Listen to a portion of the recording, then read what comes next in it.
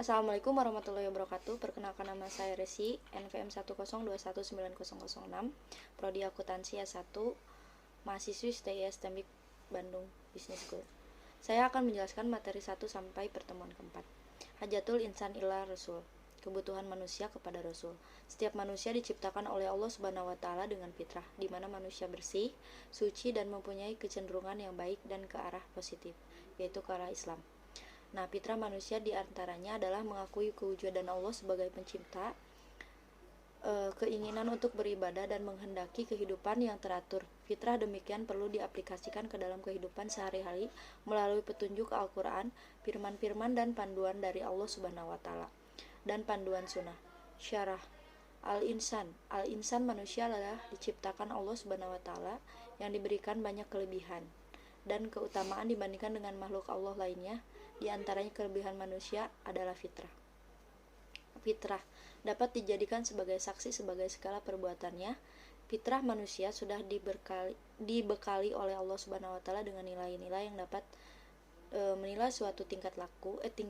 Beberapa fitrah manusia adalah keinginan manusia untuk mengabdi kepada Kholik, mengakui keberadaan Allah Subhanahu wa Ta'ala sebagai Kholik, dan keinginan manusia untuk hidup teratur. Wujud Kholik, ibadatul Kholik, hayatul munadomah. Hidayatul Rasul. Jika kita hendak mengikuti perintah Allah, maka kita mesti mengikuti perintah Rasul. Apabila kita ingin mengasihi Allah, maka kita perlu petunjuk Rasul. Kaidah ini adalah kaidah yang rabbani, dibawa oleh Islam. Oleh karena itu, syahadatain pun terdiri dari pengakuan kepada dua, yaitu Allah dan Rasulnya. Makrifatul Kholik, minhajatul hayah, ibadatul sohih. Ibadah sohih adalah ibadah yang menyembah Allah dengan panduan mengikuti Rasul sebagai penerima wahyu dan mengikuti Rasul sebagai penerima wahyu dan Allah harus diikuti, dan sebagai keperluan bagi kita untuk menjadikannya sebagai contoh dan petunjuk dalam menjalankan ibadah yang benar. Nah, ma'rifatul Rasul, mengenal hakikat Rasul. Maknatul Rasul, kedudukan Rasul. Abid min ibadillah, hamba di antara hamba-hamba Allah. Rasul Muhammad SAW adalah sebagai hamba dan manusia yang juga makan, minum, pergi ke pasar, beristri, berniaga, dan segala aktivitas manusia dikerjakan dan ditunaikan dengan baik. Rasul melaksanakan keperluan sebagai manusia lainnya melaksanakan keperluannya. Dengan keadaan ini dapat disimpulkan bahwa Rasul sebagai manusia dan kita pun sebagai manusia, sehingga apa yang dikerjakan oleh Nabi juga dapat dilaksanakan oleh kita secara baik.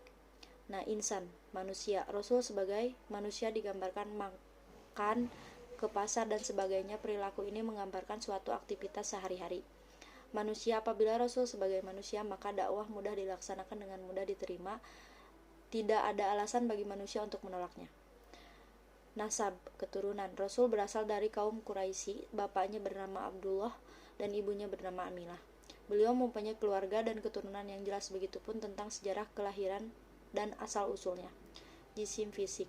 Fisik Nabi Muhammad SAW digambarkan banyak oleh hadis seperti rambutnya yang rapi selalu disikat sisir, badannya yang kuat, tingginya sedang, dan sebagainya. Dari gambaran fisik ini, Nabi adalah manusia yang juga sebagai manusia biasa lainnya. Sirah Nabawiyah, sejarah kenabian. Penggambaran Nabi sebagai hamba Allah terdapat di dalam Sirah Nabawiyah. Penggambaran ini dijadikan sebagai pengajaran, menerangkan suatu, dan juga dapat sebagai petunjuk bagi kita yang membacanya. Nah, sunnah, as-sunnah, yaitu sunnah. Maksud sunnah Nabi adalah segala sesuatu yang disebutkan dan diamalkan sunnah Nabi bernilai syar'i dan perlu mengikuti sunnah. Yang demikian dijadikan sebagai teladan dan ikutan. Fikhuh ahkam, fikih hukum. Rasul minal mursalin, Rasul di antara Rasulnya. Muhammad SAW selain sebagai hamba biasa juga sebagai Rasul yang mempunyai keutamaan dan ciri-ciri sebagai Rasul yang mempunyai kerasulan. Muhammad seperti Rasul lainnya juga mempunyai mukjizat dan tugas-tugas mulia. Walau bagaimanapun, Rasul juga seperti manusia yang akan meninggal pada saatnya. Tabligh risalah, menyampaikan risalah.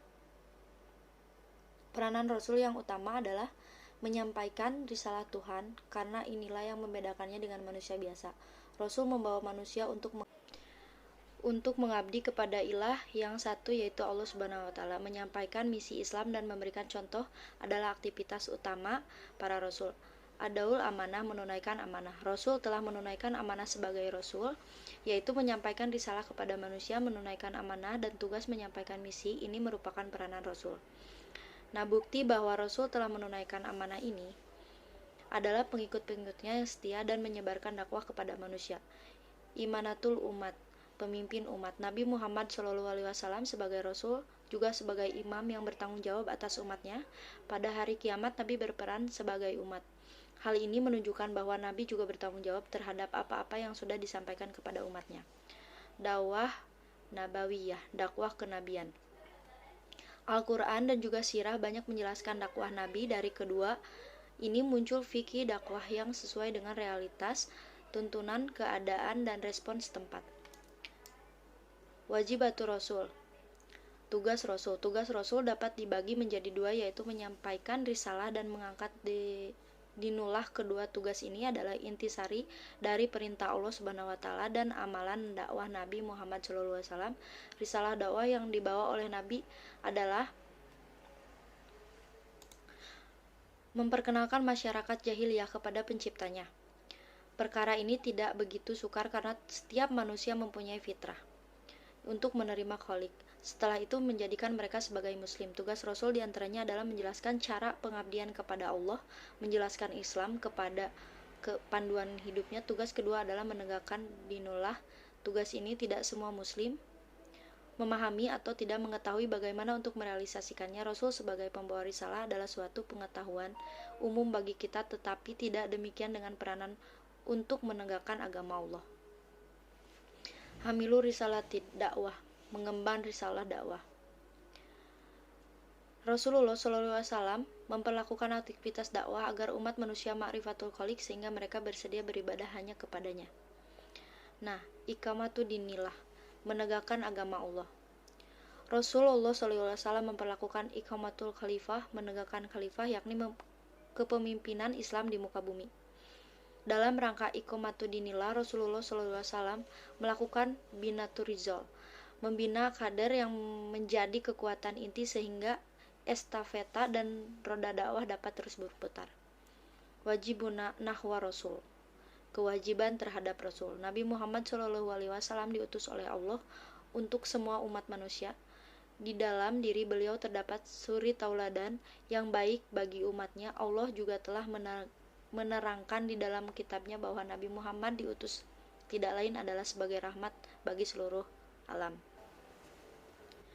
Wajibun nahwa Rasul, keyakinan bahwa Muhammad adalah Rasulullah, utusan Allah, mengandung makna sebagai tasyhudu fima akbar, membenarkan apa yang disampaikan, ta'atuhu fima amar, mentaati apa yang beliau perintahkan, la nabudullaha illa bima syar'a, kita tidak beribadah kepada Allah kecuali dengan apa-apa yang disyariatkan oleh beliau. Kewajiban kita kepada Rasul dengan makna seperti itu, maka kewajiban kita kepada Rasul SAW adalah yaitu al-imanu bihi, beriman kepadanya, mahabbatuhu, mencintainya, ta'dimuhu, mengagungkannya, adifatu anhu, membelanya, mahabbatu man ahabahu, mencintai orang-orang yang mencintainya, ihya usunati, menghidupkan sunahnya, ihtasarus salawati alaihi, memperbanyak bersalawat kepadanya, itibau manhajihi, mengikuti manhajnya, dan wirasatu risalatihi, mewarisi risalahnya. Sekian penjelasan dari saya, kurang lebihnya saya mohon maaf. Assalamualaikum warahmatullahi wabarakatuh.